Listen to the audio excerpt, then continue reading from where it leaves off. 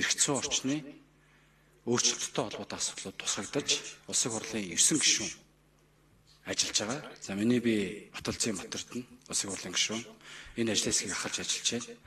Улсын хурлын энэ ажлын хэсгийн дэд дарга Төр зогсооч.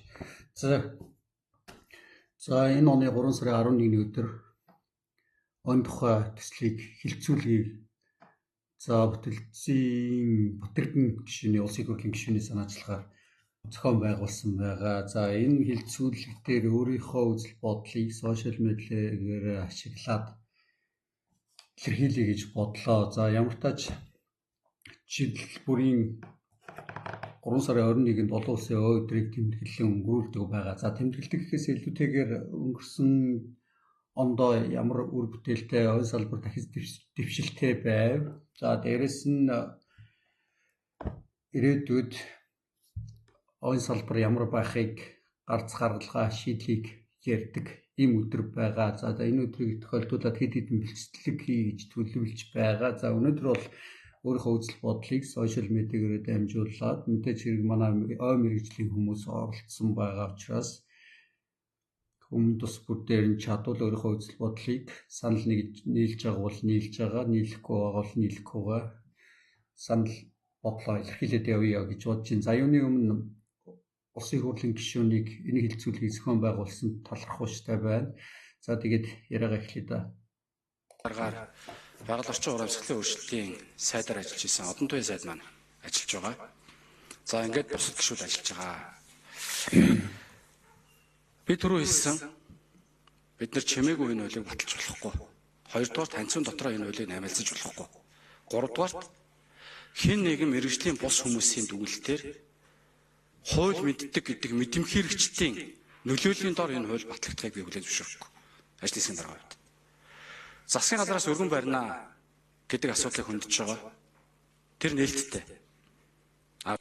За ер нь бол хэн хуулийн төсөл бичих хэрэгтэй гэхээр мэдээж хэрэг Монгол улсын ерөнхийлөгч, за улсын хурлын гишүүд, за дээрээс нь засгийн газар, за манай байгаль орчны яам хуулийн төсөл бичих санаачлах бүрэн эрхтэй, эрхийнхээ дагуу бичнэ. За тэрүүнд Батэрдэн гишүүн бол хуулийн санаачлагыг гаргаад хэсэг гишүүнийгдээд явъя гэж ах шиг байна. За сонсъё. Бид нар өөрсдийнхөө хүрээнд улсын хурлын 9 гишүүн өргөн барих хүрээний ажлаа бид нар өөрсдөө улсын хурлын дарганы захирамжаар байгуулагдсан ажил хэсэг.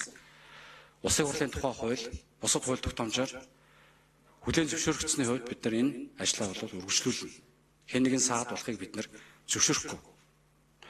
Өнөөдрийн энэ хуралдаанд танилцуулах байсан он хуулийн төсөл танилцуулагдахгүй болсон. Гэхдээ бид нар зогсохгүйгээр цаашаа явна. Өчигдөр бид нар хуралдсан. Уржигдөр хуралдсан. За ер нь бол миний ойлгосноор 5 хуулийн төсөл бичигдсэн. 2 нь улсын хурлаар орсон, хуулиа унсан. За унсан шалтгаан ойлгомжтой. Хууль ойлгомжгүй, тодорхойгүй, судалгаа шинжилгээнд дээр статистик дээр үндэслэгдээгүй, орчин нийгэм тухайн нийгмийнхаа за ур амьсгалын өөрчлөлт гэдэг ч юм уу энтэйгээ зохицоогүй гэдэг олон шалтгаанаар хууль унах бүрэн боломжтой. За ер нь гүйлгэнэ. Өнгөрсөн 7 хоногт хуралдсан. Хилцэгдэжсэн хуулийн төслийг байгаль орчин ур амьсгалын өөрчлөлтийн сайдын зөвлөх одгүй өгөхгүй гэдгийг хэлсэн.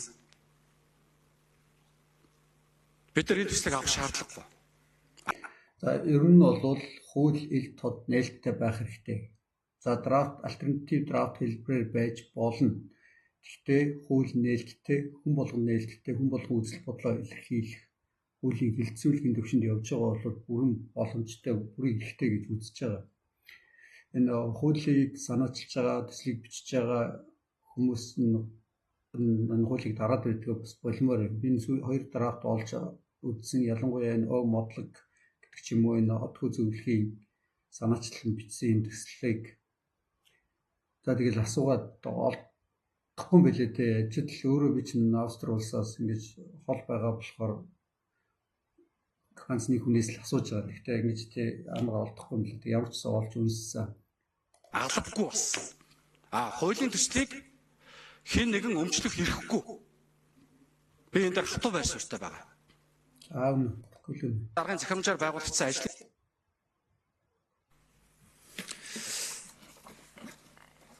Ер нь ойн тухай хууль маань 2012 онд хамгийн сүүлийн шинжилсэн найруулга хийсэн.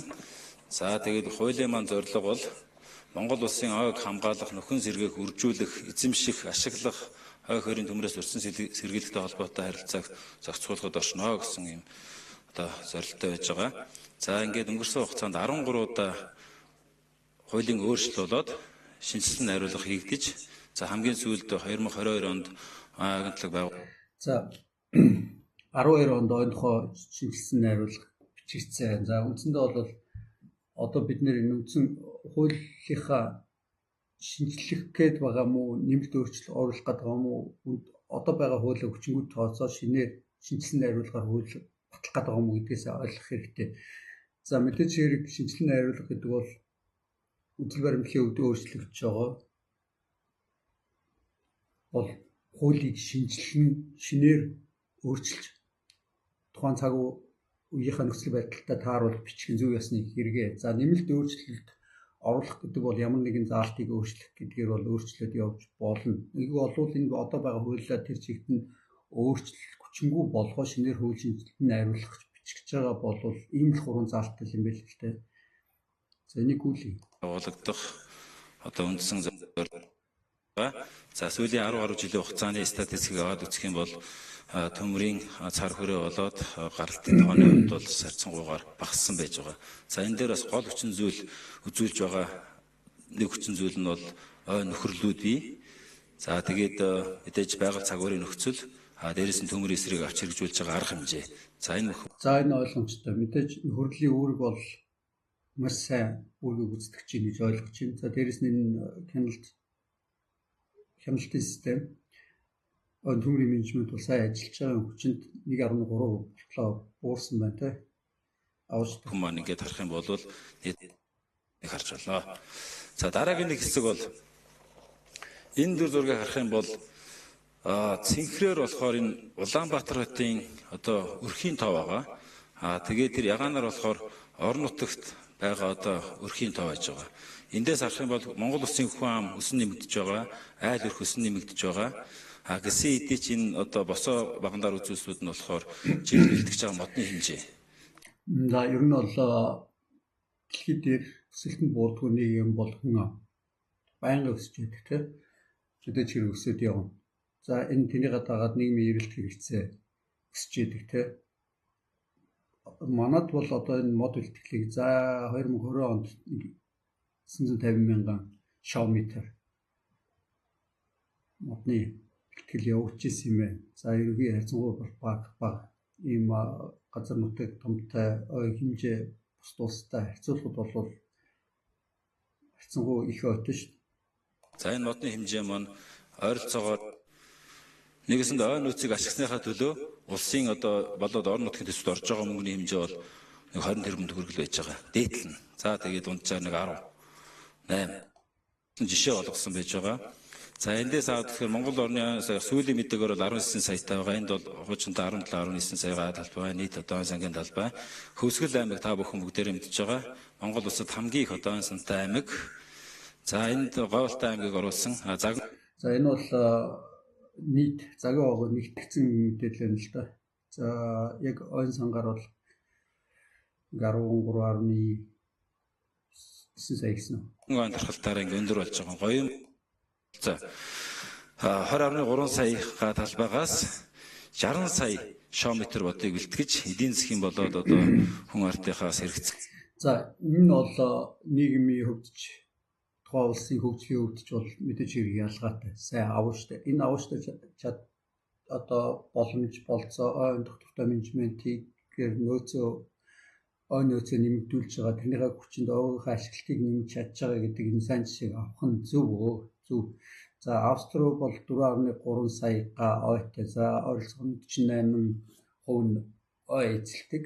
За нийт газар нутгийн 9.1 сая гэхээр харьцангуй газар нутгийн хувьд бол бага. За хөвсгөл бол 4.9 сая ойтой гэхээр ерөнхийдөө хөвсгөл за нэг булган завхан нэмээд юм ойролцоогоор бол Австрали 3 аймгийн газар нутаг бол Австрийн газар нутаг гэсэн үг. Дээрээс нь мэдээж хэрэг за техник технологи дэд бүтц зам харгуй гэдгээр бол асар өөрөө. Гэхдээ бид нэр нөө менежмент гэдэг юмыг авч төвшүүлж хэрэгжүүлэх шаардлагатайгүй шаардлагатай тэг хичээж бид нэр ойн бэлтгэлтийнхаа хэмжээг, модны хэмжээг нэмэгдүүлнэ л гэсэн. Зэмийг хангаж байгаа ийм одоо ангууд дээр хэдийн хэмжээний мөнгө төсвөлөгддөг тэрнтэй холбоотой энэ мэдээллүүдийг харьцуулж харуулж байгаа. За их тамир сумын сум дундын ангийн жишээ 423 сая байна. Тэгээд хувийн хвшлүүд байж гин. За эдгээр маань бас ингээд харьцангуйгаар бас ингээд бүтсэн байж байгаа гэж ойлгож болно. За ур чадварын нөөц байна. За Ахмад буурлууд та нар маань одоо байж байна. Залуу үеийнхэн байж байна. Ямар ч байсан салбарын одоо энэ хүмүүс маань одоо хүний нөөцийн хувьд байж байна. Тэгээ бас нэг одоо 2010 оны үед бий болсон нөхөрлийн сүлжээ байгаа. За энэ дээр сайн мутаас ямар ч сүлжээ байж гин хүмүүс буюу иргэдийн оролцоог хангасан одоо ийм систем бүрдсэн. За энэ маань бас нэг давуу тал гэж хэлж болно. За захиргааны хэмжээний актууд болоод практик үүргүүд салангад байна. Өмчлөлт. За бүтцийн хувьд бол байна. Тодорхой хэмжээнд одоо нийгэмд үзүүлж байгаа үзүүлэлтийн хүрээнд бол бүтц бол байна гэж харж байна миний хувьд. За бид нэр энэ сорилтуудаа мэдчихэж шүү дээ. Одоо сорилтуудаа мэдж байгаа учраас бид нэр шийдэл рүү гол төвлөрөх хэрэгтэй. Мод үржүүлгийн газрын төлбөр нь бас дарамт болж байгаа юмнууд бол хязгаарлагдмал байж байгаа. За 6-ад нь байгалийн тогтцол ба дэд үсгээд асрагдмал бартаатай газар нутагт ялангуяа булган хөөсгөл энд бол эргүүл хамгаалалт болоод энэ ажлууд бол хийгдэхэд төвхтэй. За эдийн засгийн үйл ажиллагаанд оруулах өртөг өндөр. За би түрүүн хэлсэн тэр одоо Европын улсуудаа дээрээс нь Япон улсаас харьцуулсан судалгаа энэ дээр ингээл газар нутгийн хувьд гараад ирж байна. Хүчил ихтэй байна. Мөн бүхний бас нэлээд мэддэг асуудал. За энэ дээр хоёр талын юм ажиглагдж байгаа. Нэг нь яг хөөхөр энэ одоо зөвшөөрөгдсөн бүсүүд болохоор тэр энгийн ашиглахаа тордлогоо юмнууд ерөөсөө хийгдэв. За энэ 12 хомжуудын төлөвлөгөөний хэрэгжилт нь хангалтгүй байна. За энэ дээр бол 100% санал нэг байна. За хомжуудын төлөвлөгөө ямар байх ёстой гэхээр дор хаяад 10 жил 10 буюу түүнээс дээш дунд урт хугацааны төлөвлөгөөт. За мод маань өөрөө урт хугацааны циклтэй ургадаг. Тийм учраас хомжуудын төлөвлөгөөг за экосистем эдийн засаг нийгмийн уялдааг алдагдуулахаар ирээдүйн хойж үүдтэй өвлүүд хийгэл хомжуудын төлөвлөгөө гэж хэлээд байгаа шүү. Тэгэхээр энэ хомжуудын төлөвлөгөөг дотроо олон салаад явчихна. За тэр дундаа ойж байгаа хэмжээг яаж явуулах вэ гэдэг юм аа нарийн тооцоолоод авах нь сэлшиж чухлаа. Гэдэггүй. Төмөр хөнөөлж 12-т нь ой менежментийн төлөвлөгөөний хэрэгжилт хангалтгүй байна. За ой менежментийн төлөвлөгөө бол бидний хувьд бол одоо ойн тухайг дараагийн чухал одоо бүрэлдэхүүн хэсэг. За үүний одоо хувьд бол бид 10 жил тутамдаа зохион байгуулалт хийж байгаа. Гэтэл энэ маань одоо бусад эрх зүйн зохицуулалтаас төдийл уялдахгүй байна. Сонгуулийн мөчлөгтэй уялдаад сум дундын ангийн удирдлагууд байнга солигддог. Ой менежментийн төлөвлөгөө дуусаагүй байхад төлөвлөсөн ажлууд нь өөрчлөгдөж тогтворгүй байдлууд бий болдог. Одоогийн үед иргэдийн хурал засаг. За энийг шийдэж болно. Яаж шийдэх вэ гэхээр за энэ үеч. Ойн хуулинда ой ажилчдын эрх үүргийг оруулаад өгч хэрэгтэй. Тэгэл амархан. Шийдэж болно. Аж ахуйн төвшөнд, үйлдвэрлэлийн төвшөнд ой аж ахуйг удирдах явж байгаа хүн Австралид штат хүн гэдэг удирдлагын төвшөнд ямар мэдлэг чадвартай байх уу гэдгийг хуулинд нь оруулж өгөөд тэр шалгалтын ил тод нээлттэйгээр нь чадвараар нь тодорхойлоод авчиж болно. Тэгээ шийдэж болно. Дарга ой менежмент төлөвлөгөөг батлах хэрэгжилтийг хянах хэрэгтэй боловч орон нутгийн асуудалд хариуцсан байгууллага сум дундын ой менежмент төлөвлөгөө шууд хэрэгжүүлэх бүрэн эрх байхгүй юм хязгаарлагдал байж байгаа. За энэ 400 жилийн циклээр хуульд байгаа юмыг хин нэгэн дарга боллоо гэд хуулийг өөрчилж чадахгүй. Хуулийн эсрэг ажиллана гэж байхгүй. Тэгэхээр хуулиндаа энэ боловсролынхаа системийг оруулаад өгч байгаа. За энэ тухай хуулиар зохицуулах боломжтой бөгөөд шаардлагатай шинжилгүүдийн хувьд томилоод дурдах юм бол ой менежментийн төлөвлөгөөний эрх мэдлийг нэмэгдүүлэх шаардлагатай байна. Ой менежментийн төлөвлөгөөн дээр суурилсан төлөвлөлтүүдийг бүх шатандаа хийгээд ирэх юм бол энэ дээр бас чухал алхмыг бид нар уршаа болгоно. Үүнийг бол бидний одоо энэ судалгаагаарч гарч ирсэн дээрээс нь ой менежмент, ой тогтвортой менежмент тогтсон Европын болоод бусад улс орнуудын экспертүүдийн бас зөвлөдөг энэ зүйл байж байгаа. За төрийн өмчийн эрх За санал нэг. Ой менежментийн төлөвлөгөөр ой аж ахуйн арга хэмжээ цаашлаад энэ ой эдийн засаг нийгэм экологийн оролцоо гэж байхгүй. хэрэгжүүлэх засаглалын оновчтой тогтолцоог зураглах шаардлагатай байна. Ялангуяа одоо энэ байгаль орчин үр амьсгалын өөрчлөлтийн яам, за мөн түнчлэн хүн сүдэ аж ахуйн үйлдвэрийн яам, за ойн газар, за эдэн бүхний маань хоорондын уялдаа холбоо нь ямар байх вэ гэдэг энэ засаглалын тогтолцоог бид тодорхой болгохгүй бол салангат байдал байгаа гэдгийг төрөнд дурдсан. За тэгээд тогтолцооны хувьд одоо тодорхой болгоод ер нь санхүүгийн найдвартай тасралтгүй байдлыг хангах шаардлагатай байна. Төрийн жишээ хэлсэн улсын төсөөс хамаарат байнгын донцлоготой байдаг. Бид нар тухайн жилд гарах төмөр юм хөнөөлж тавьж бол улсын төсөөс хамаарахгүй гардгаараа гараад хохирлыг үүсгэнэ. Гэтэл тэр төсөвд тавьж байгаа хэдэн дөрвөөс илүү их хэмжээний хэдэн 100 дахин хэмжээний хохирлыг бий болгочихж байгаа. Тэгээд нэргсэн хашгирсан асуудлууд их гардаг. Ер нь хяналтандаа л авах хэрэгтэй. Менежментээ зөв явуулах хэрэгтэй. Хяналтанд авсан байхад хортон төмөр гарах магадлал түрүү харсан тэгээд нөхөрлөд орон нутгийн оролцоогоор ойн төмрийн хэмжээ багассан үзэлтэй гарсан. Муу ялгаа авахгүй. Мэдээж цагуурын нөхцөл байдал нөлөөлөл байгаа. Гэхдээ контролтой аваад явчих асуудал шийдэж болно. Мэдээж хэрэг сөрөг талууд зөндөө байна. Тэгэхээр бид санхүүгийн зохицуулт 27 байгууллагын эрх хэмжээ чиг үүргийг За энийг өргөсөн зураг байгаа. Тэргээ дараарай. Баримталд ч одоо 2 дахь нь болчлаа. 2 дахь үзлэр баримтал гарчлаа. Ойн тухай хуулийн 5 төсөл гарчлаа. Тэгээ эхний 2 нь хэлсүүлэгдээд унтсан. Одоо 3 нь явж байна. зүрх ярьсан тийм. За энэ дээр би нэг юу гэж ингэж хэлэх гээд сайн шүмжлэх хэрэгтэй. Тэгжээж бид нар уушаага зөрөгтэй ажиллах ёстой. За нэгдүгээрт ойн засаглалын асуудал. Энэ засаглалын асуудлыг шийдэхгүй бол бид нар явахгүй. Бид нар 8-аас 12 онд тунгалаг даргын би зөвлөх байсан. Тэр үед бүр юу ч байхгүйсэн. Анхан шаттай юу ч байхгүйсэн. Юу ч байхгүй. Ойн гэд нэг юм бүр арга барагдаад нэг юм оруулаа засахын тогтоол ашиглалтна. За хамгаалтна. Тэгээд хяналтна, мониторинг ингээд хамт явбал илүү үр дүнтэй болно. Яагаад ингэж хараад байнг бол Монгол орн гिचэн бүр онцлог. Энэ дээр одоо бид нар тэр бус орнуудын юунтер харлаа. Байгаль цагуур шал ондоо. Монгол бүр хамгийн муу цагууртаа. Ийм учраас ийм орнд бид нар юу тохирох вэ? Одоо бол ингээд ойжуулт хийдэг. За хэдэн ой мэргэжлийн байгууллага нэртэй газрууд нь ингээд ашиглалт хийдэг, хоорондоо ямар ч холбоогүй нэг нь ургуулах гээд үзээд байдаг, нэг нь ерсөнгөтэй өдтэйг нь аваад байдаг. Тэгээд хоорондоо ердөөсөө менежмент байхгүй, уялдаа холбоо байхгүй, хяналт байхгүй, хяналтын систем нь одоо жоохон орж байгаагүй. Тэ? Ийм учраас эцэст бол энэ юуг хэлэх ёстой вэ гэвэл ойгоос бид нэр ашиг олох ёстой. Ашиг олж ажиллах ёстой. Ашиг хүртэхгүй бол ердөөс хэрэг байхгүй. Ашиг хүртэхийн одоо нэг хэлбэр нь бол энэ гэж бод.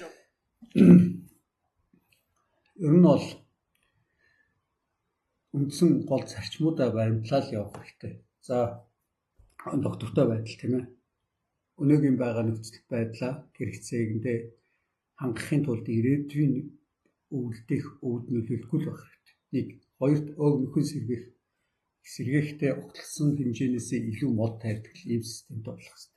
А дээрээс нь экосистемийн тэнцвэрийг хадлах хэрэгтэй. Биологийн олон янз байдал, за ус агаар хөрс байдаг юм уу хамгаалтыг алдагдуулахгүй байх хэрэгтэй. Дээрээс нь шинжлэх ухааны үндэслэлтэй тооллого судалгаан дээр тулгуурлаж менежментийн төлөвлөгөө хэрэгжүүлэх хэрэгтэй.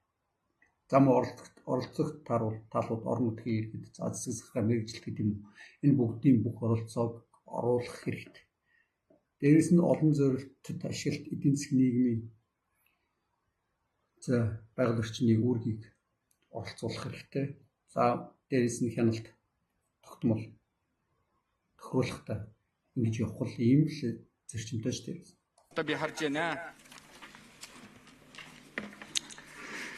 За хоёрдугаарт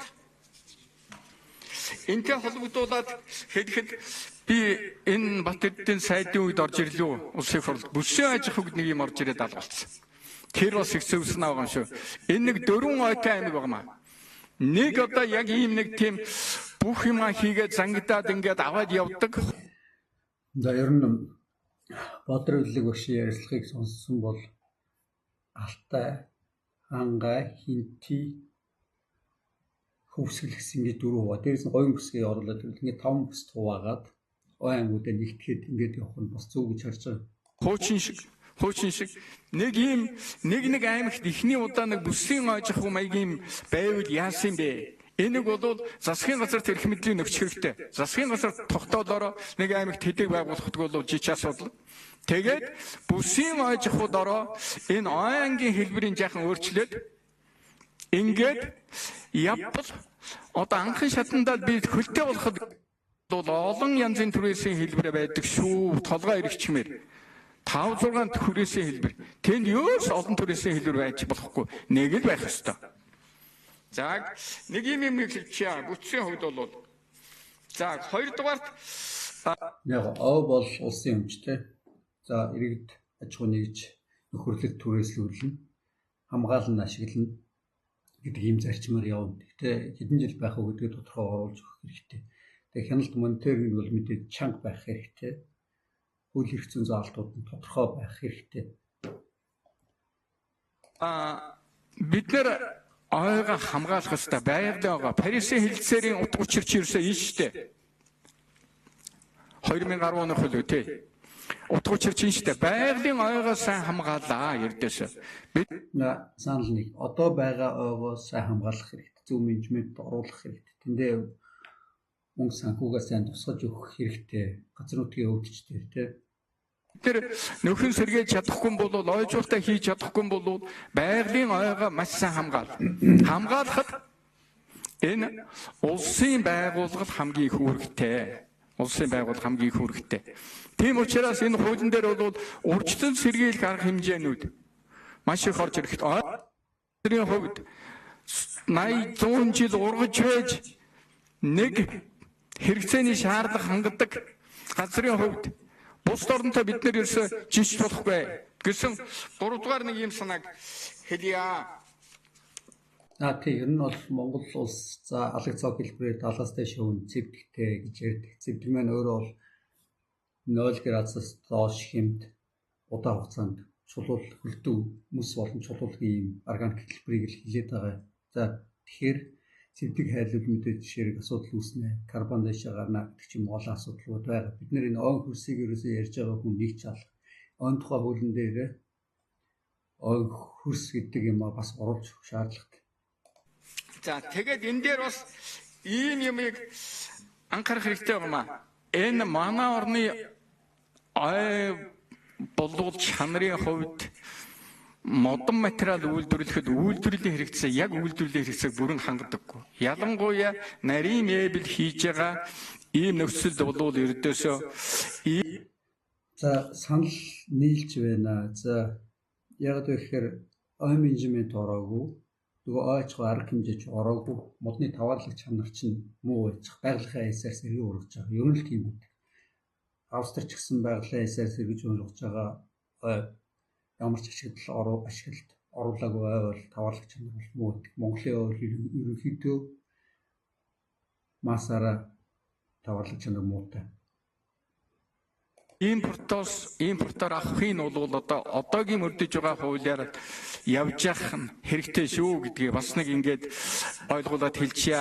Манай шилмэл буудан компанид яг эцсийн бүтээгдэхүүн гаргах тэр нэмийн өртөг шингэсэн бүтээгдэхүүн гаргахаас гадна өөр олон төрлийн бүтээгдэхүүн гаргах боломж болцоотой.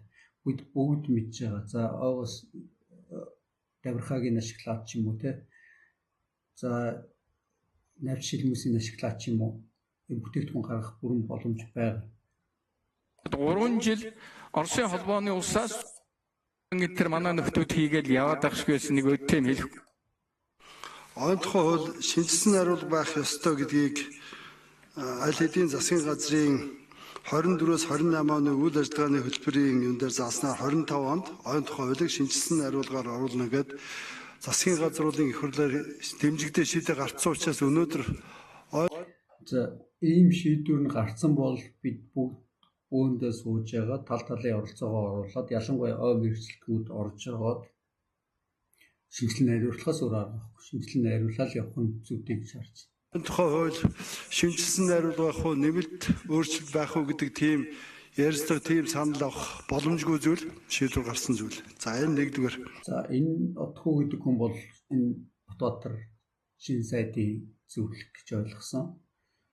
За мэдээж хэрэг түрүү хэлсэнтэй ерөнхийлөгч улсын их хурлын гишүүн засгийн газар хууль санаачлах тусал бичих хэрэгтэй. Тэрний хүрээнд яг зөвлөх гэдгээр санал бодлого хэлээд ингээд төслөд бичигт нь оролцоод явж ич магадгүй. Гэхдээ уйсаа хөтлөг урамлын тухай хууль гэдэг тийм байж болохгүй хаа.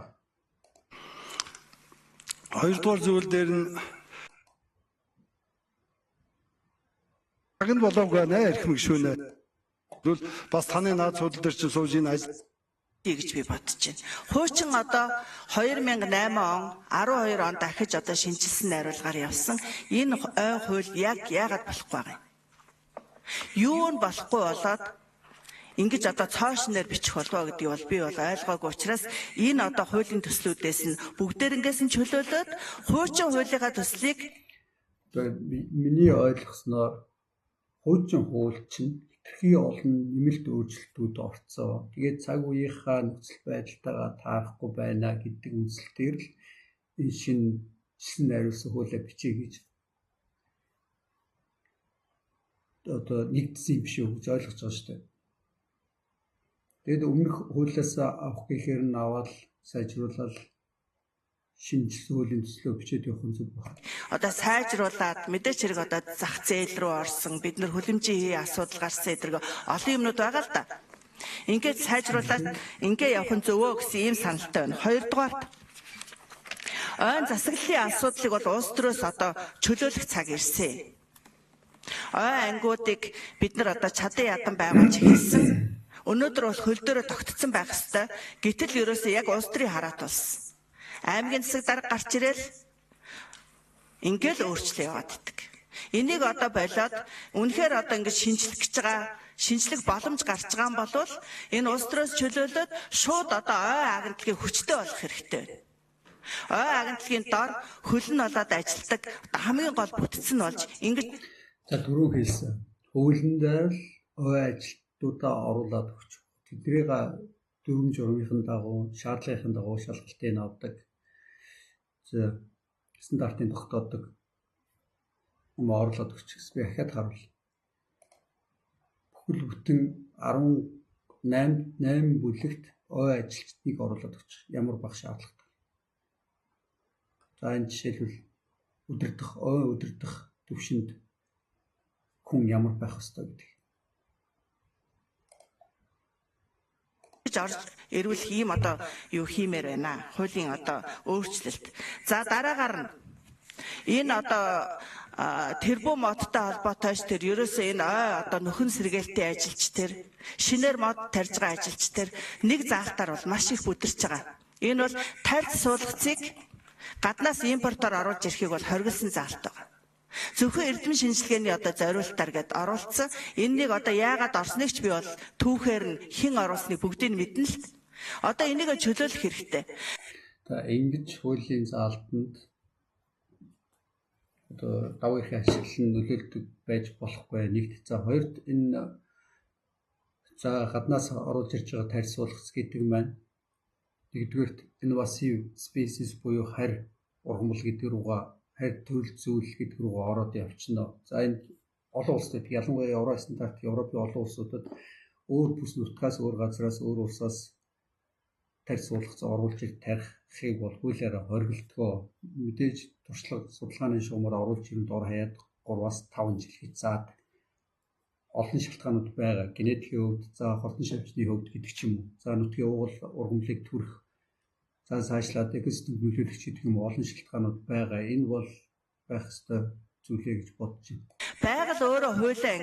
Байгаль өөрөө хилээд одоо энэ бассейн тогтоож байгаа шүү дээ.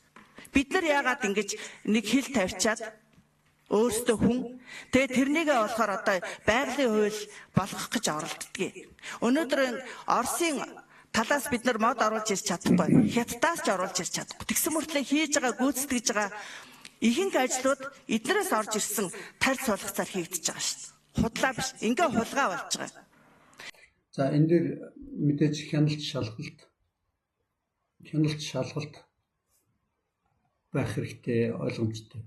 За ингэж хууль бусаар орж ирдэг байж болохгүй. Энэ одоо ялгтай тэмцэх газар ч юм уу хариуцсан газруудыг шалгах хэрэгтэй. За хоёрт бид нэр импортоор орж ирдэг бүтээгдэхүүнүүдээ нэгийг ч гэсэн багасгахъя гэж ярьж байгаа. Гэт модны суулгацаа гаднаас урдаас хойноос оруулж ирээд нөгөө дотоодын аж ахуй эрхэлж байгаа мод үржүүлэхийн газар дээр тайлбар суулгацаа ургуулж байгаа хүмүүстэй үнэлж дүгнэхгүй өрсөлдөөн бий болгоод авах хэрэгтэй мүү гэдгийг бас бодох хэрэгтэй. Бүртгэлгүй болж байна. Өвчин хортонгийн одоо асуудлыг бид нар тодорхойлж чадахгүй байна. Мөнгө авч чадахгүй байна. Өвчин хорт харин одоо ер нь харьцуул ургамал орж ирж байгаа өвчин хортноо тодорхойлж чадахгүй бол судалгаандаа л байлгах хэрэгтэй. Тодорхойлохгүйгээр шууд ойжуултанд ашиглана гэж байж болохгүй л дээ. Тийм учраас энийг одоо чөлөөлөх шаардлагатай гэж ингэж харж байгаа. За дараагаар нь бол хотын ногоон бүс. Хоошоо одоо жишээлбэл зөндөө олон асуудлууд байна л одоо социализмын үеэс эхлээд энэ одоо хотын ногоон бүсийг хүмүүс амьдардаг зундаа ингэж одоо зуны байшингаа амьдардаг ийм бүс болгосон шүү дээ. Энийг одоо бид өөрчилж чадахгүй. Гэтэл яасан гэхээр ой хуйлтай дагалдах журмуудтай нэгэ зөрчилддөг. Ингээ газрынхны олз болдог. Хичнээн жилээр энд амьдарсан хүмүүс байшин хашааныхаа газрыг сунгуулах гэхээр танаа ингээ манай ой хуулийг яриад одоо нэр нь өөрчлөх бол одоо эндээсээ нөгөө гэдэг ч юм уу боломж бол байхгүй байх. Гэхдээ бид нэр тэр ашаанд ургаж байгаа, ойр ургаж байгаа модыг бүгдийн тоолохыг хүрчлээ оруулах хэрэгтэй. Нутгийн urban forest гэдэг тоолгохын системийг л сайжруулах хэрэгтэй. Тэнд байгаа ашаанд ургаж байгаа модыг байшин барихын тулд огтлж тайрдаг байж болохгүй. Тэгэхээр тэр модыг тоолох бүртгэлийнхэн системд нэг бүрчлээ оруулаад шийдэл явж болно. Тэр хүмүүс газраа сунгадгаараа сунгаад яв. Гэхдээ модыг зөвшөөрлгүйгээр тайрах бол байж болохгүй. Мэдээж хүний амьнаас эд хөрөнгөд нөлөөлөх гэж байгаа бол тэрийн хяналт шалгалтаар нь тогтоогоод тайраад явах систем байдаг те. Сонгохгүй. Ингээд энэ бол хээл хахуул хүмүүсийн эрх ашигыг хүндсэн ийм асуудал бол ийм юмнууд дээр хүртэл наривчилсан одоо чөлөөлөлт тодорхойлтууд хэрэгтэй байна. Ингээд ийм бас бидний одоо хуулийн дээр ярих асуудлууд бол иймэрхүү асуудлууд бол байгаа шүү. Өнөөдөр ой бол айцтай, хүнд сурталтай, үл итгэл их байгаа одоо асуудал байна. Энэ юугаар харагдаж байна вэ? Ойдор том аж ахуй нэгжүүд ашиг орлого олдог. Эдийн засаг Монгол улсын эдийн засагт томоохон одоо хөрөнгө оруулалт, татвар оруулдаг ийм аж ахуй нэгжүүд босч ирч чадахгүй байгаатай л шууд харагдаж байгаа шүү. Өнөөдөр жишээлбэл Хөвсгөл аймаг одоо эдийн засгийн байдлаараа тэр доогуур бичигдээ явж байгаа шүү. Ичмээр байгаа үсттэй. Гэтэл Австрийн ойтой яг адилхан. Тэгтэл Австри яаж ашиг орлого тэндээс олж ийн. Энэ бол айцаар хөлүүлсэн ерөөсөө би түрүү Оюнсан багш слайдн дээр ч хэлсэн. За Австртай харьцуулахад боломж болохгүй. Яг тэгэхээр энэ чинь газар нутгийн өвдөд ч юм уу Австри өөрөө бол зүүн улс гэж ярьдаг.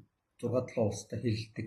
Энэ бол шал өөр нийгэм. Харин бид нар юуг нь авч ашиглах вэ гэхээр тэр зөв менежментийн төлөвлөгөө, тэр зөв аж ахуйг оруулж ирж ашиглах нь зөв.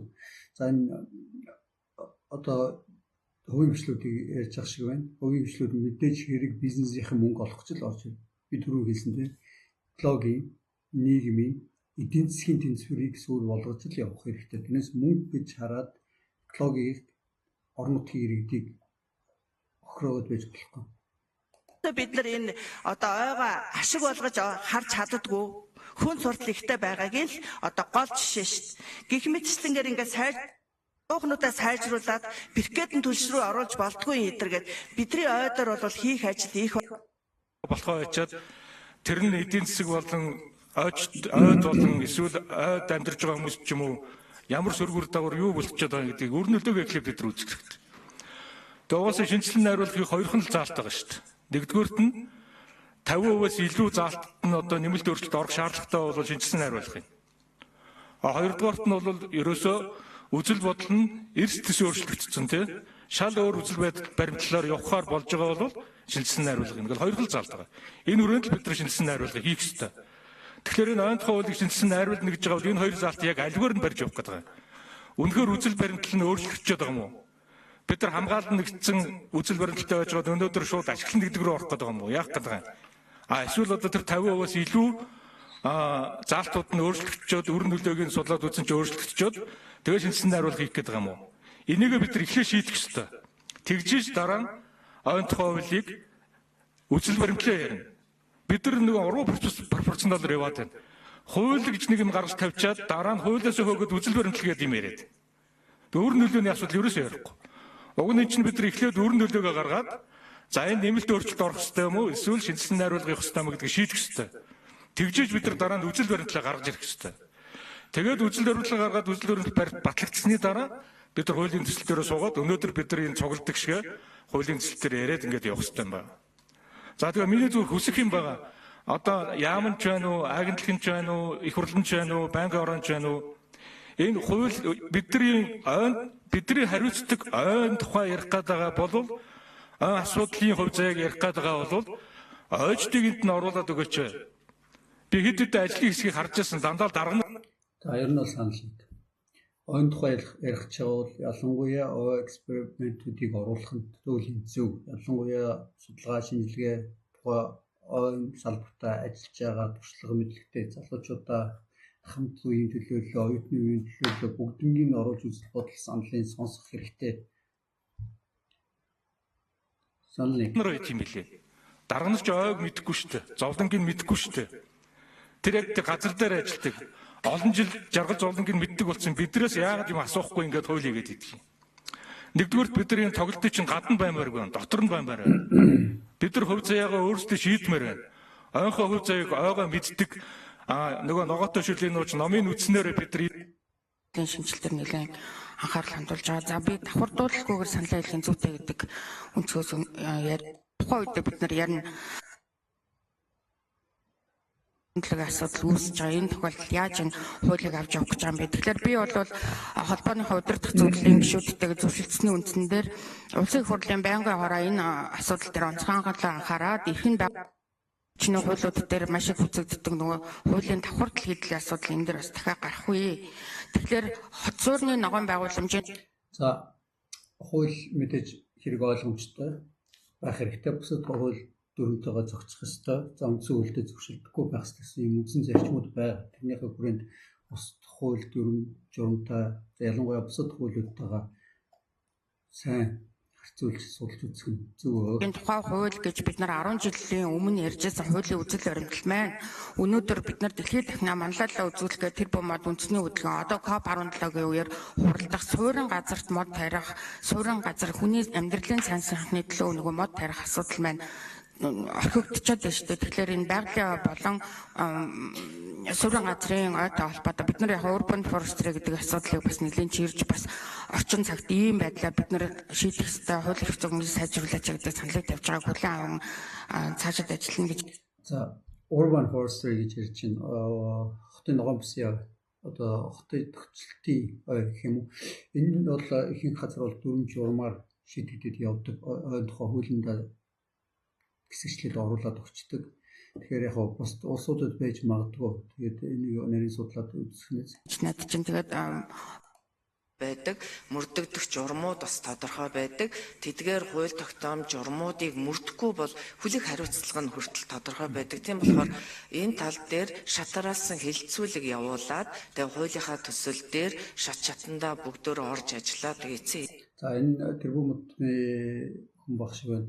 За банкны салбар, ойн салбарыг харьцуулбал бол ялгаатай л да. Ойн салбар бол жил нэг удаа хяналт шалгалт хийж яхад банк бол тогтмол хяналт шалгалтаа хийж идэг. За мэдээж хэрэг банк бол нарийн бүтэц системтэй, банкны тухай үндсэн хуультай бүх юм нарийн тодорхой байдаг. За энэ би банкны хүнтэй ярилцлага хийсний үед бол банкны салбарыг баг зэрэг гадралж байна. Зөв саналыг хяналт шалгалт байх хэрэгтэй. Үндсэн тодорхой системтэй байх хэрэгтэй. Хэлцүүлэг болвол их зүгээр юм болов уу гэсэн бодол.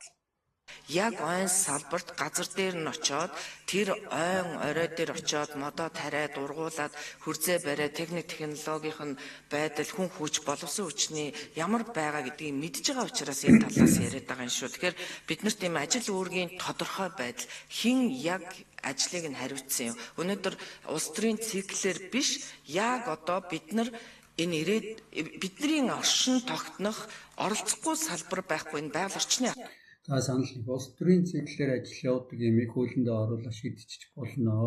Бүх салбар улс төрийн циклээр за бүхэл салбар дарга зэрэг өөрчлөгдөг юм байж байгаа. Энийг харин ойн салбар шийдэх юм нь түрүү хэлсэн хуулиндээ оруулаад өдөртөх ажилтны шийдчих болно. Тэр хүн үзэл баримтал план менежментийн төлөвлөгөөгөө 10 жилдээ дураяад нөөцийн төлөвлөгөөгөө нэгээс 5 жилдээ хийгээд ингэж явах боломжтой.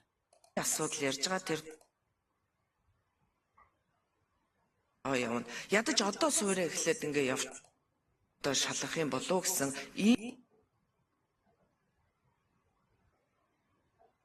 санаачгаа гаргаад манлал өвдүүлээд явж гин бас засгийн газрын хоёр эв нэгдэлтэйгээр энэ төслийг оруулах бүрэн боломжтой.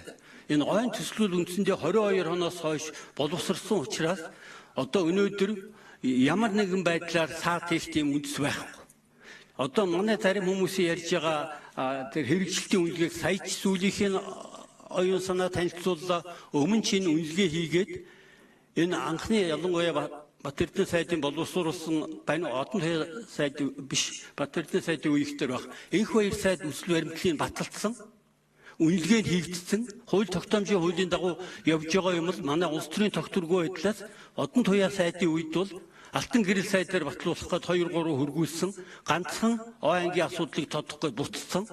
За гуравт нь бол одоо Батбаатар сайдын үед бол бас бид нар үзэл баримтал баталсан. Тийм учраас би Валжин яам дараагаас хоёр дахь асуудал нь үзэл баримтал ингээд яагаад саатаад байгаа юм бэ гэж ингэж бодож байгаа. За би бол бас өнөөдөр их бухимдалтай байгаа. Би өөрийгөө тайлбарлаад яг насаар энд ажилласнаас гадна саяны 3 ажлын хэсэгт ухааныг үл ойшоосон олон улсын нэр томьёог зохиомлоор өөрчилсөн жишээ нь ойн ангилд гэдэг чинь шинжлэх ухааны үндэстэй санал нэг байна.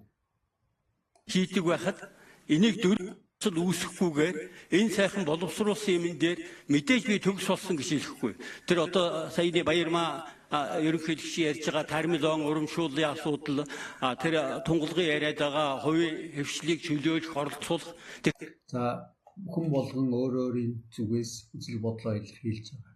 За нэгдэж суугаад нэгдсэн нэг үйлдэлтийн төсөлтөй болоод нэрээ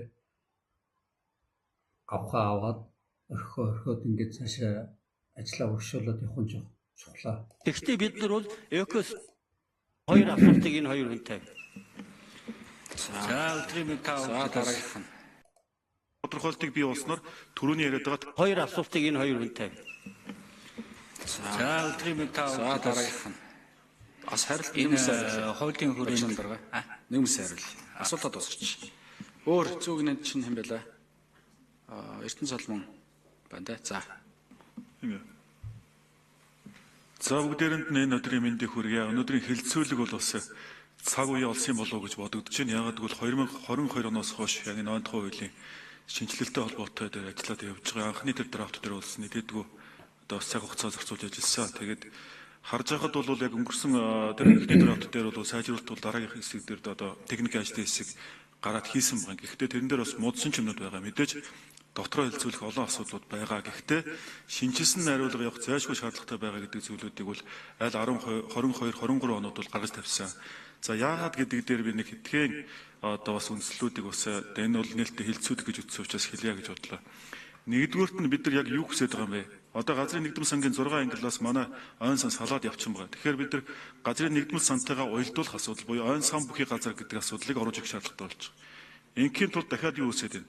Ой гэдэг маань юу юм бэ гэдгээ бид нар тодорхойлж чадаагүй явж байгаа. Тэгэхээр олон улсын 190 гаруй орнд хэрэгжилж байгаа тэр нэр томьёороо бид нар орж шийдэх цаг болцсон байна. Тэгээд ой гэдэг тодорхойлтыг бий болсноор түрүүний яриад байгаа тармилан асуудал чинь шууд агаад орж байгаа. Яг ой бол ийм байх юм бол тармилаа бол эдийн хэмжээнд төрсөн хөдөө аж ахуйн хэлбэр газар дээр юм уу бус газар дээр хийгдсэн ажлуудыг хэлнэ гэдгийг тодорхойлоод орно. Тэгээд тэр Батэрдэн гишүүн сая хэлж чинь бут гэдээ ирж чинь бут гэж ямар шинжилгээ ухааны нэршил байхгүй. Мод цог гэж байгаа. Тэгэхээр мод цогоо хүртэл тодорхойлж өгөх юм бол энд ой гэдэг тодорхойлтыг манай Эрдэнэ цулмын ярьж байгаа шиг. Ерөнхийдөө FAO-гээс гаргасан ойн тодорхойлтыг за дэлхийн олон улсууд бол ашигладгийн үед ашигладаг. Гэхдээ Европын ихэнх улсууд бол энэ тодорхойлтыг шууд бол хуулинд зааж оруулдаг. Яг тэгэхээр энэ ой гэдэг нь өөрөө нийгмийн оролцоог, эдийн засгийн оролцоог, за экологийн оролцоог оруулж гэж хамтарч явдаг учраас зөвхөн одоо ойг өндрөөр нь юм уу, битүүрийн бүтцээр нь юм уу, за хэмжээгээр нь тодорхойлж хязгаарлаж болохгүй. Тийм учраас ой гэдэг тодорхойлтыг FAO-гийн тодорхойлт бол олон улсын статистик, за олон улсын ойг харьцуулах зориулагдсан ийм тодорхойлт. За бусад Европын улсуудын ойн тодорхойлт ямар байдаг гэхээр нийгмийн оролцоог давхар хангасан. За мөн ой дотор байж байгаа зам, удиржуулгын газар, одоо ойн цорхоо гэдэг ч юм уу эдний бүгдийг нэгтгэсэн ийм тодорхойлт байдаг. Өөр байдаг. Тэгэхээр энийг сайн нарийн тодорхой судалж үзэх хэрэгтэй. Дээрэс нь модны өндрийг ялангуяа ийм шинжлэх ухааны нарийн тоог үйлдэлд оруулах нь бол тэр үр оновчтой байдаг. Яг гэвэл шинжлэх ухааны тогтмол өөрчлөгдөж одоо нэгэсэндээ шүүмжил дагуулж явдаг учраас ийм шинжлэх ухааны тоо баримтыг үйлдэлд оруулах нь бол тэр үр тохиромжтой биш гэж бодож байна. Одоо тэр бом мод тарина гэдэг байгаа чинь яг мод тарих гэдэг юм уу, сөг тарих гэдэг юм уу гэдэг зүйлүүд маш тодорхой болж ирэх болов уу гэж бодож байгаа. Дараад нь ерөөсөө бидний гол хүсэж байгаа юм бол мэдээж энэ салбарт ажиллаж байгаа хүмүүсийн сэтгэл хангалуун байх тэр нөхцөлийг цалингийн тийм үү? Цалингийн болон одоо нийгмийн баталгааны за саналыг мэдээж тийм байж энэ салбар оршин тогтно, тийм байж энэ салбар хөгжинэ. Нийгмийнхаа байр суурийг олно гэсэн. Улс төрөөс хараад бас тэр байдлыг бий болгох нь бол нэн одоо тэргүүнээ одоо 46 онд байгаагийн дөнгөж 6 ой мэргэжлийн хүмүүс байж байгаа. За энэ түрүү би одоо энэ олон хүний ярианд тавтагч чинь улс төрийн цэглэлээр ой ажилчидтэй ялангуяа өдөртөг ажилч нь солигдож идэг. За мэргэжлийн хүмүүс тухайн салбарт ажилтгүй гэдэг ийм хуулиндаа л заадаг ч. Хуулиндаа ой менежер ямар байх юм, инженер ямар байх юм, ой ажилтан ямар байх юм гэдэг юм заагаад өгч хэрэгтэй. Тэн дээр нь бүх юмын тодорхой оруулаад би түр хаалсан бүлэгтэн нэг бүлэг ой ажилчны тухай бүлэг ой хуулийн дээр байж байгаа. Үнэхээр харамсалтай дарга тий. За тэгээд орон нутагт бол нөгөө байгаль хамгаалагч одоо гоожин бичигч 300 гаруй сумд бол одоо байгаль хамгаагчнаас тал нь бол гоожин бичигчийн үүрэгтэй болчлоо. Байгаль хамгаалагч гоожин бичигч мөн үү шүү. Энэ эрх үүргүүдийг маш тодорхой болгох хэрэгтэй. За тэгээд нуршаад яг дараагийнх нь гол яригдж байгаа асуудалт нь ашиглалтай холбоотой. Өнөөдөр бид нар нэгэн ч ашиглалтын тухай ярихгүй байна л да. Яг үүндээ бол орон нутагт сумын иргэдийн төлөөсний хурлаас жил болгон одоо модны квота батлаад ямар компани төхөн шийдэгдээд явж байна. Энэ үнэхээр харамсалтай. Ядаж багадаа 10 жилээр төлөвлөд 10 жилийн ашиглалтын нөөцийг тодорхой болгож өгөх асуудал. За санал нэг. Хамгийн багадаа 10 жил менежментийн төлөвлөгөө хийх хэрэгтэй. Дээрээс нь тэр нөөцийн ашиглалтаа 1-5 жил гэдэг юм үндэд тодорхой шинжлэх ухааны үндэслэлтэй судалгаан дээр тулгуурласан жил явах хэрэгтэй. Ашиглалтыг хийхгүйгээр энэ ой эдийн засаг, ой аж ахуй, ноён салбар хөгжихгүй. Гэхдээ энэ түрүү хэлсэн 3 үндсэн тулгуураа баримтлал явах хэрэгтэй. Тэхийн тулд явж ой нөөц гэж юу юм бэ гэдэг гаргаад ой дагалт баялаг гэдэг нь юу юм бэ? Ой сан бүхий газар гаргаж ирээд тэр мэргэжлийн байгууллагууд нь 10 жилээр урт хугацаанд нь гэрээгээр ашиглуулчих. Тэгээд тодорхой одоо хэсгэл ялгал нь тодорхой болох юм бол тэнд чинь нэг ойн замын ч асуудал хэрэг өөртөө хүссэн үсээгөө очиод аваад эхэлнэ гэдэг асуудал байгаа. Ойн сан бүхий газар дээр нөхөрлүүд дээр өгөөд явчээ тэр нь яах юм гэхээр одоо нүүрс төгчийн худалдаанд мааврах асуудлууд яригдана. За тэгээд дараагийнх нь хэлэх гээд байгаа санаа нь за ашиглаж байгаа бол ойг түрээсэлж байгаа бол хяналт маш хатуу хяналтанд орол хийх хэрэгтэй. Яг бид нар одоо ингээд нүүрс төгчийн худалдаа гэж яриад байна. Одоо сүүлийн бид нар ч бас 3-4 жил ажиллалаа ингээд харахад яг одоо өнөөдрийн байдлаар 638 мянган га тал байг нийтдээ 382 сая тонн карбон кредит жилд 9.5 сая тонныг авна гэд Вьерагийн стандартаар одоо батлуулах гээд төсөл Монголоос явж байгаа. 4 төслийн нэг нь ийм төсөл явж байгаа. За үндсэндээ бол 3 дэлхийн стандарт байж байгаа. Gold стандарт, Вьера, За тэгээд Vivo гэж байна. 3 стандарт, карбон стандарт байж байгаа. Энэ маань өөрөө одоо бид нар яг мөнгө л гэж харж байна л да. Маш их мөнгө явагдаж байгаа. Гэхдээ юуны цаана хяналт нарийн зохицуул заалт байхгүй болвол эргээд нөгөө хуулийн цорхоо гардаг. Эргээд нөгөө буцаад стандартаар улс орноос карбоноор татсан мөнгөн дээр эрсдэлтэй төмөгт ордог, хурдан шавьжид ордог. За хуулиус огтлч гэдэг юм уу? Ийм эрсдэл зөндөө байгаа. Тэгэхээр маш нарийн заалт хийг оруулж өгж дөрвөн журмаа хэрэгжүүлж явах нь чухал. Хамгийн харамсалтай нь тэгээд татмын болон одоо бэлчээр хэлбэр газар байна. Тэгэхээр юу ярих гэдэг нь энэ хуулийн дээр гол орж ирэх систем нь хэн энэ зөвшөөрлийг олгох юм бэ? Төслийг хэн өгөх юм? Одоо энэ дээр бид үндэсний тодорхой совин нэмрэгэд машин дээр зорилттой явж байгаа. Энэ одоо газар маань хаана ах юм? Тэгэхээр төрийн захиргааны байгууллага нь ямар үүрэгтэй байх вэ? Орон нутгийн яаж бүртгэл мониторинг хийх юм?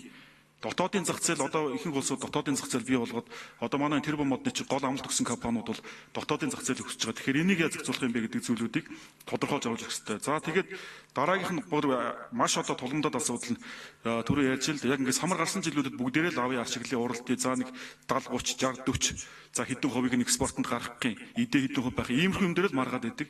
Яг зарчмын асуудлууд дээр ерөөсөө орохгүй байна. Хушин ан асуудал самар өсөлтөй ашиглалт. Орон нутгийн дээр одоо биологийн ургац нь дунд байхад ашиглалт. За энэ тийм түрүү яриад байгаа. За аж ахуйн нэгж, ялангуяа бизнес эрхлэгч, за Монгол улсын төсөв бүрдүүлэгч, татвар төлөгч байгууллага гэж ярьж байгаа. За яг л юм байна. Одоо экологийн хөвд нийгмийн оролцоог алдагдуулж байгаа. Зөвхөн ашиг олох зорилгоор үйл ажиллагаа явуулдаг. Тэгэхээр энийг үндсэн планс барих тэр хуулийн зохицуултуудаа маш нэр оруулж өгөх хэрэгтэй. Байхгүй байхад бид нар одоо ашиглалт гаргаад явж байгаа тохиолдол жишээнүүд зөндөө байна. Энэ дээр нөөц тогтоосон нөхдүүдэд хэн хариуцлага хийж байгаа юм бэ? Хариуцлагын тогтолцоо хаана байгаа юм бэ? Яг үнэ. Хариуцлагын тогтолцоо тэр хяналтын систем яаж явагдах юм? Хэд хэдэн хуулийн цорхонууд байна. Одоо жишээлбэл 2015 онд 410 дугаар тогтоол дээр самар эдээ одоо байгалийн ургамал ховор ургамал гэдээ оруулсан байгаа юм. Энэ дээр та нөхдүүд одоо юу гэж бодож байгаа юм те? Гэтэл одоо энэс болоод олон асуудал гарч байгаа. За дараагийнх нь нөхөрлүүдийн асуудал дээр яг түрүүнтэй адилхан одоо яаж нүүрс төвчийн худалдаанд оролцох юм бэ? Одоо ингээд тэр төслөд бүртгүүлэхдээ яасан гэхээр орон нутгийн иргэдийн оролцоог хангахгүй, нөхөрлүүдийн оролцоог хангахгүй. Тэгээ одоо газар дээр нь мод тариад яг яах гэж байгаа юм бэ гэдэг асуудал өндөгж байна. Тэгэхээр тэр хүмүүсийн эрхийг нэмэгдүүлэх, арчилгаа зөвлөгийн огтлтуудын эрх мэргэжлэн гих мэтлэнгээр маш олон асуудлууд гарч. За энэ карбоны зах зээлийг би бүхлүүднийг бичлэг болгож оруулъя гэж бодож байгаа. За үндсэндээ яадаг вэ гэхээр ойг хамгаалснараа, ойг нөхөн сэргээснээрээ за сэргээгт эрчим хүчийг ашигласнараа энэ карбон гэдэг зах зээлд одоо тэндээс мөнгө татах юм систем. За дээр нь түрүү ярьж байгаа ашиглалтын бүс одоо дөнгөж 14% үлдсэн. Тэгэхээр бидүүлээ одоо яах юм бэ? 77% нь хөгшөрсөн. Энэ ойн эрүүл ахуйн огтлтыг тавих юм уу, үгүй юм уу? Ашиглалтыг нэмэгдүүлэх юм уу? Ашиглалтыг нэмэгдүүлээд олсон орлогоос тэрнийг хааш нь юунд зарцуулах юм бэ? Тэрний хяналтын тогтолцоог яаж бий болох юм бэ гэдэг асуудлууд хаягдсан. Жишээлбэл яг энэ дээр нэг ярихад түрүүний самартай холбоотой адилхан нийт хушин онд 64% тусгай хамгаалалтын газартай байж байна. Гэтэл одоо Монгол бас гарах юм уу үгүй юм уу? Гэтэл тэр ашиглалтын бүс, хамгаалтын бүс дээр нь хязгаарлалтын бүс дээр нь байгаа нөхцөөс нь авахын тулд бид за Монгол улсын нийт бараг 86% бараг хамгаалтын бүсийн ойд орж байгаа. За үлсэн 14% нь ашиглалтын бүсийн ой. Тэгэхээр энийг бас яаж зохицуулалтаа бас гэж харах хэрэгтэй. Энэ бол нэг авууштай юм манайх хамгаалтын бүс, ашиглалтын бүс гэдэг юм хуулинд оруулаад өгсөн нэг зөв байна.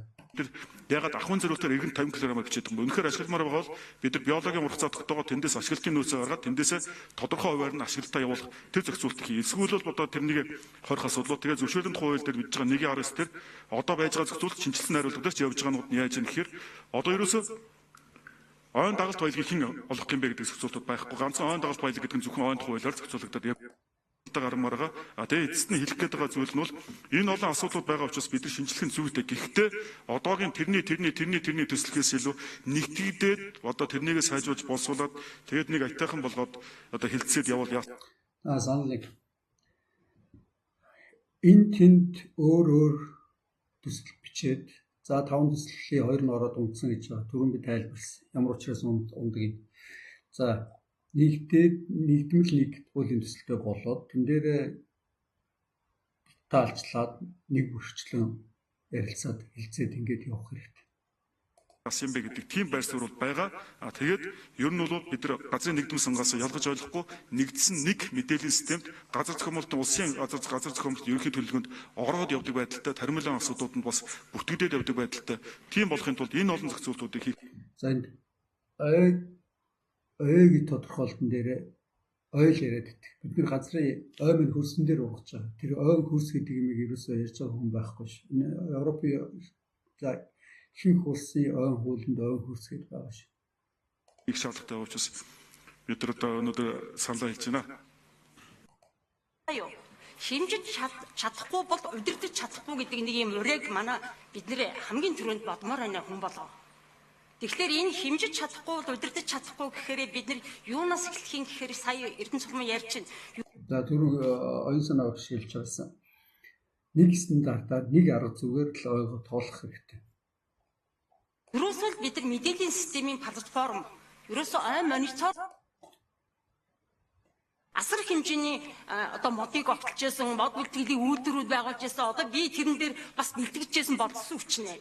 Одоо дараагийн тэр чинь 90 оноос өмнөх нь 90 оноос хойш дараа нь яасан энэ концепт дэлхийн юу чинь ой гэдэг чинь зөвхөн мод биш юм аа, түлш биш юм аа. Энэ чинь экосистем юм аа гэдэг ийм ойлголтоор орсон шүү дээ хүн төрлөختөв. За ер нь бол аж үйлдвэрийн үүсгэл гэж лог гаруулах хөтлөх гэл ингээл үндсэн одоо менежмент гэдэг юм нь явж ирсэн. Одоо л ер нь бол байгаль дойр буюу closed to nature гэдэг ийм байгаль дойр менежментийн системийг баримталж явж байгаа шүү дээ. Тэр системээр л явах хэрэгтэй. Дэлхийн хандлага концепц тэгээд бид нар доктортой ашиглая, доктортой яая ингээд ийм үсэл баримтлал концепц руу орчих, парадигма руу орчих. Бүх парадигма шүү дээ энэ чинь. Дараа нь тэр мэн ингээд одоо бид нар ч гэсэн тэрэн дээр яваад байгаа байхгүй манайх энэ хоёр дахь хөгжлийн юм дээр би явж гин гэж би дүгнсэн. Тэгээ манай энэ Эрдэнэтэн багш энэ тэр бас ойлгох байлгүй. Энэ мэн явсаар хагаад 2020 онд хүртэл 90 оноос хойш 2020 он хүртэл шинжилгээгүй өөрчлөлт хийх үгээс сумаар байна. Би бол шинжилье даваа одоо ерөөсө дэлхийн нийтийн айн тоодог юмтай байгаа шүү. Тэр 3 копи чинь огтлол нь юу юм? Ой шүү дээ хүмүүсээ. Ийм гоё боломж байна. Яг гоо ер нь бол цэцэрлэгтийн коп, урамсгалын коп гэдэг байгаа. Тэр нь биологийн олон янз байдлын коп. Үндсэндээ бол биологийн олон янз байдал урамсгалын коп бол мэдээж хэрэг он салбартай бол нэгт үйлдэл холбоотой явж байгаа. За цэцэрлэгт бол яг нэг цэцэрлэгтийг сарлах гэдэг ч юм уу аж ахуй хэмжээний доод явж байгаа.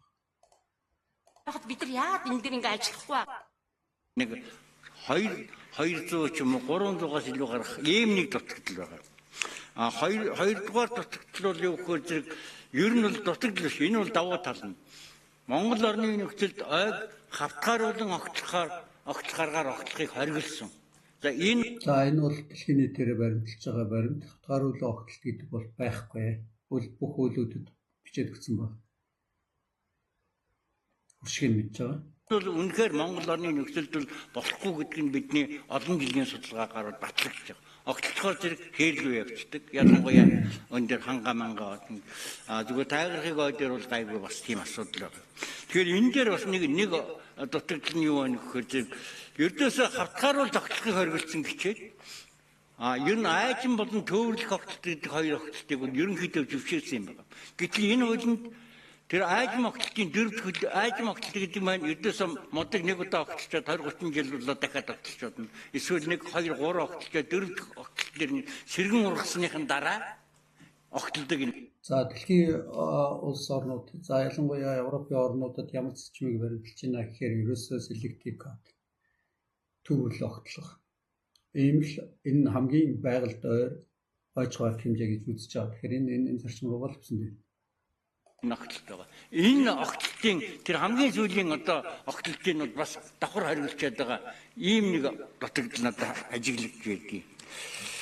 За ер нь бол одоо энэ одоо community forest rail гэд нэрлээд байдаг.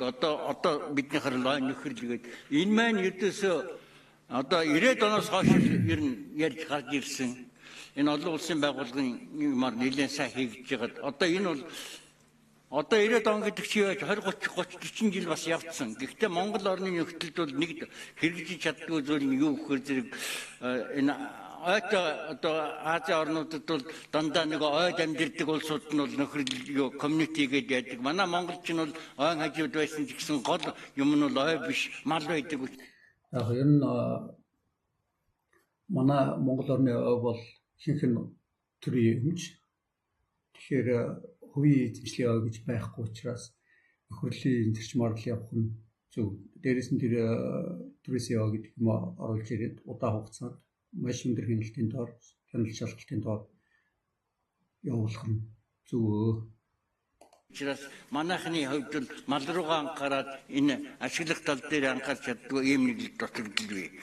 За тэгэхээр би бас нэг тараас нэг төслийн юу саяхан бас нэг уншиж үзлээ. Энэ маань юу гэхээр зэрэг нэг ойба модлог ургамлын гэсэн тэр яриад байгаа тэр юу вэ? Энэ дээрээс зүгээр харахад бол за зүгээр мэрэгжлийн хувьд бол ер нь тодорхойлт бол бүгд одоо сайн биш болсон. Ер нь оновчтой болоогүй. Энэ байдлаар нь хэрэглэх бололцоогүй гэсэн. Хоёр санал нэгэ тий. Энэ дээр нэмээд хэлэх юм юу гэхээр мэрэгжлийн юм нарийн тодорхойлт бүх ойнтой хамааралтай тодорхойлтуудыг ялангуяа ойд бүгдийг нь оруулж өгөх ямар ч шаардлагагүй гэж бодож байгаа. За бус туулын улс орнуудын хуулитай харьцуулаад үзнээс түрүү хэлсэнтэй шинжлэх ухааны нэр томьёо бол үргэлж өөрчлөгдөж шинээр гарч ирж байгаа. Одоо шинээр гарсан нэр томьёо болгоныг үүлэндээ нэмэлтийн өөрчлөлтөөр оруулаад яваад байх уу гэдгийг бас болцох хэрэгтэй. Дубарт бол ер нь тэр одоо найруулга өгөсөг бол ердөөсөө маш одоо муутай. Муу юм. Тэгээд энэ бол яг зүгээр энэ бол хуулийн төсөл биш зүгээр тэр анхны одоо танилцуулж байсан норм юм байна лээ. Тэгээд энийг бол тэгж одоо модлог ургамлын тухай хууль гэж болохгүй шүү дээ тэр чирдээс. Ойн тухай гэж ой гэдэг дээр явах хэрэгтэй. Ойн тодор за санал нэгэ ойн тухай хуулиар ярих хэрэгтэй.